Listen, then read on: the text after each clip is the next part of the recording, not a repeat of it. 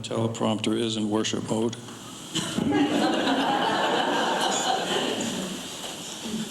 Hi, my name is Eric Semple, and my ministry at First Church Unitarian is music.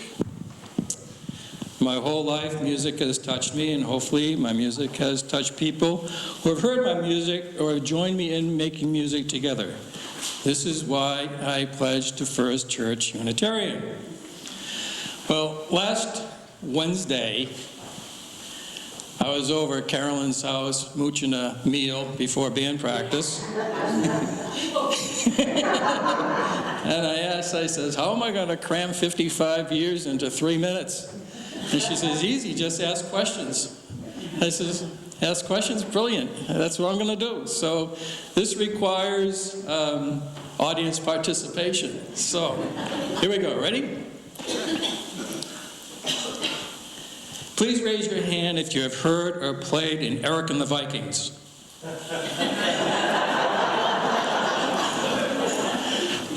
Please raise your hand if you have heard or played in The Moth.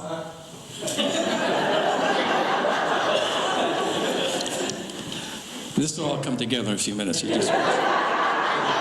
Please raise your hand if you've heard or played in The Boss Toads. Where's Ray?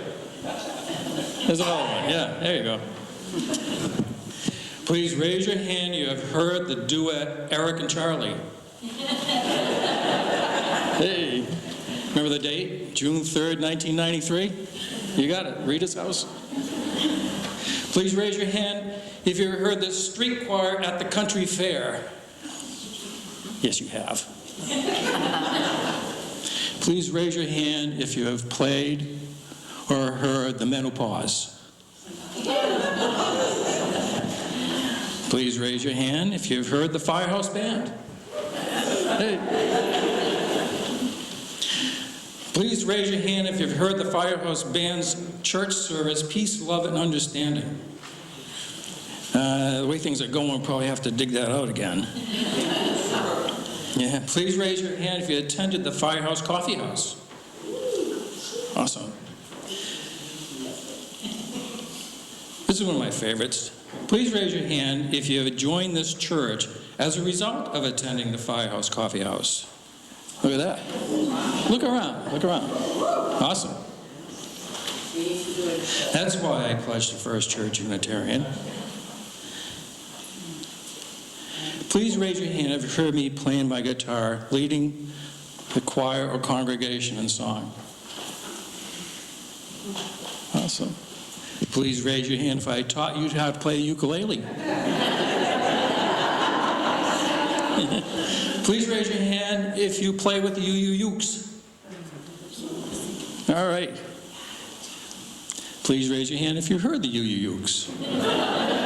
All right.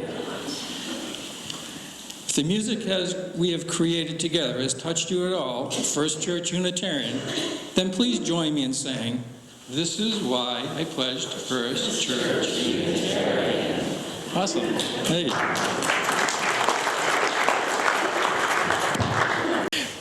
Good morning. For those of you who haven't met me yet, I'm Lara Hoke, your friendly hospitality nag. So I'll keep nagging, I've got months to go. When Reverend Lara asked me to offer a testimonial for Stewardship Sunday, I was so honored and readily agreed. And then I had to consider what to say. How did it all begin? I suppose it's when my dear friends Monica and Mike Pillman encouraged me to start coming to the Firehouse Coffee Houses. You see, I always wanted to be a band groupie, and before I knew it, I had the perfect opportunity. I became the semi-occasional, semi-permanent dishwasher, though I will confess it was Lara Semple's cooking that truly lured me in. Besides, how else could I have a photo of one of my early idols, Peter Yarrow, with his arm draped around me, taken when he played a concert in the series? Imagine my dismay when a number of the other congregants posted the exact same photo. I thought I was the only one. What I discovered was so much more than being a band groupie. I discovered a warm, welcoming community of like-minded people who began to include me as part of this wonderful church family.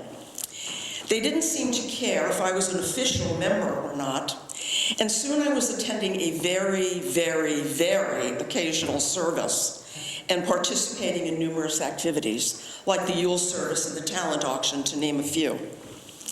Everyone was content to let me go at my own pace because, you see, the whole concept of joining a church was completely foreign to me. Family members tell me to this day that they jump every time I mention doing something at FCU. They simply can't imagine it. It didn't seem like someplace I'd ever end up. I was raised UCC and left that denomination as soon as I turned 21. Eventually, I discovered my own path, which became the core of my spirituality. I'm an animist and a shamanic practitioner, and nature has always been my church. And as if you haven't already guessed, wolves are my spirit animal. Slowly and surely, I found a place where I belonged, a place where social justice and the environment are of primary importance. A place where no one cared if I followed a traditional religious path or not. A place where community and kindness are the primary virtues, and space is made for everyone.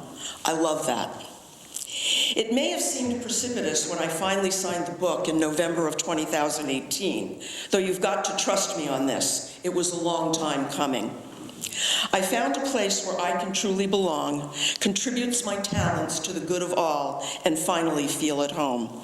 And that's why I pledged to First Church Unitarian. Now I got to get down the stairs. Hi.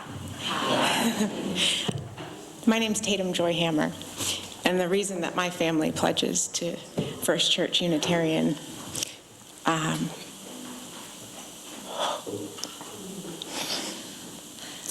you know how it feels when you just know you're in the right place? That comfort and the ease in the middle of you. You know, what I didn't know when I started my journey as a parent is that I was no longer going to be my own center of my own self. You know, no one told me that ahead of time, and I wouldn't have listened anyway. So,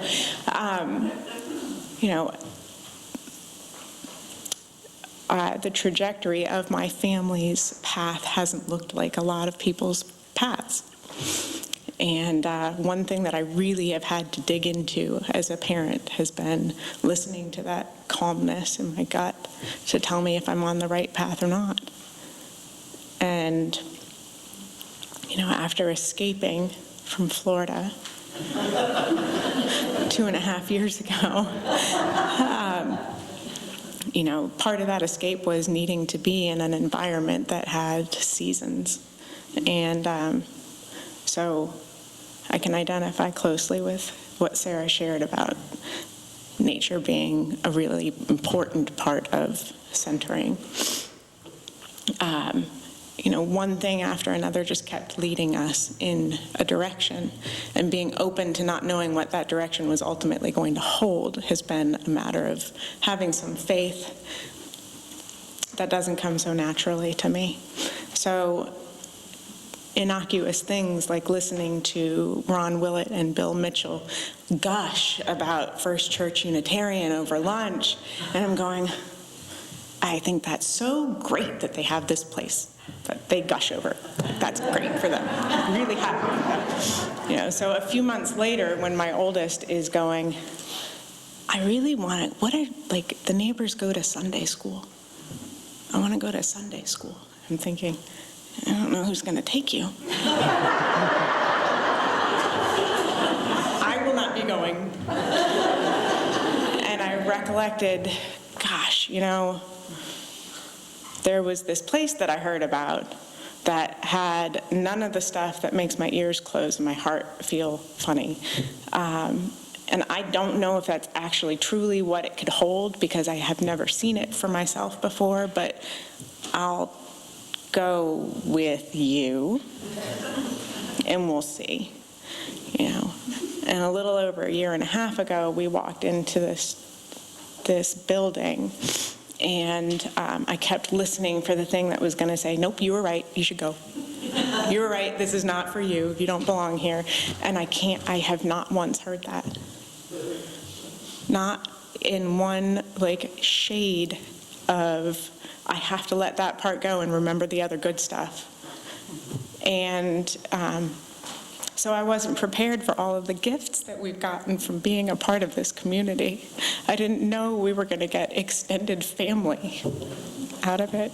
I didn't know that there were going to be platforms to let the parts of me that are so hurt by the way that the world is today feel like I can do something in a way that just as an individual, where do you start?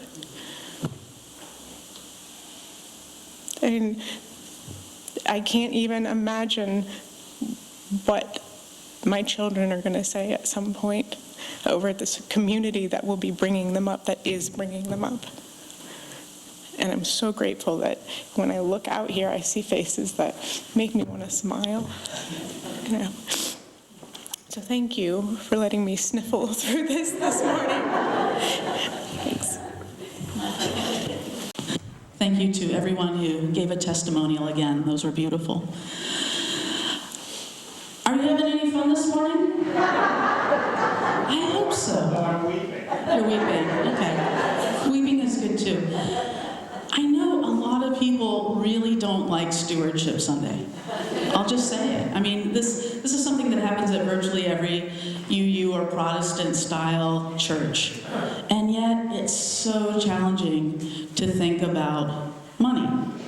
It's an awkward topic, among other reasons, because we know that different people have different abilities to give. And so some of us have a lot of financial wealth, and we're able to give that, share that with the community very generously, and we thank you, and we're very grateful to have you among us. And some of us, we know we run the gamut, and some of us really don't have that kind of financial wealth, at least not right now, and don't feel able to pledge much, if at all. And I want you to just hear this morning, that when we talk about gifts of time, talent, and treasure, that we really mean it.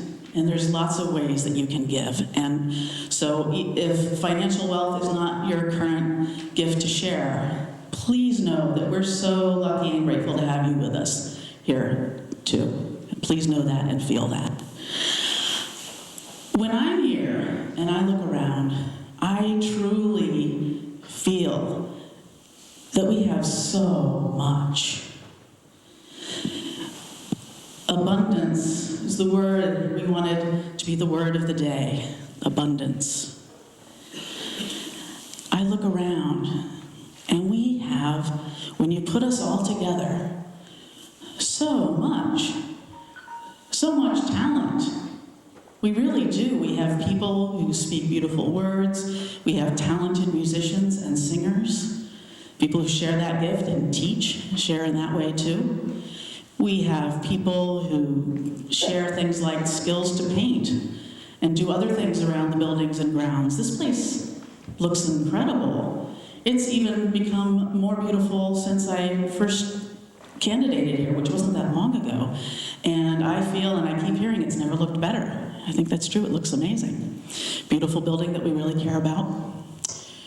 We have people with gifts, organizational gifts, management gifts, leadership gifts, the gift of nagging, which we need. I know I do sometimes. We have people who are so good with children and youth and share those gifts. We have the gifts of having children and youth and letting them share their newer perspectives with us. We learn so much from them. We want more. We want more. And that's the thing with the feeling of abundance, is you know you have so much, and you know that there's still more that you could have.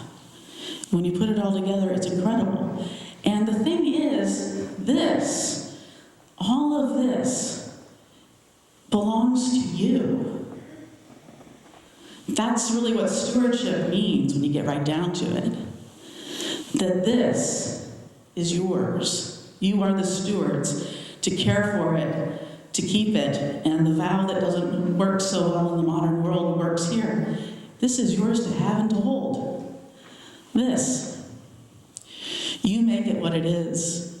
It's already so great, and I know it can be even better. I took 4 years of Latin in high school, so every now and then I have to share some Latin with you. And abundance comes from the Latin verb abundare, and that means to overflow. We are overflowing with gifts. The 23rd Psalm, my cup runneth over, my cup overflows. That's how I feel every morning that I wake up and realize that this is my parish, this is my calling, I'm so lucky. That's what I feel every Sunday when I look out and see you all. Just this overflowing feeling of gratitude. And I hope you can feel that too. And let this chalice of our faith, the spirit of our faith, overflow within these walls and beyond these walls. The world needs us. So we ask you on this Stewardship Sunday to give the gifts that you have to give, and to give not until it hurts, but to give until it feels good. Thank you all for making this the beautiful community that it is. Blessed be, and amen.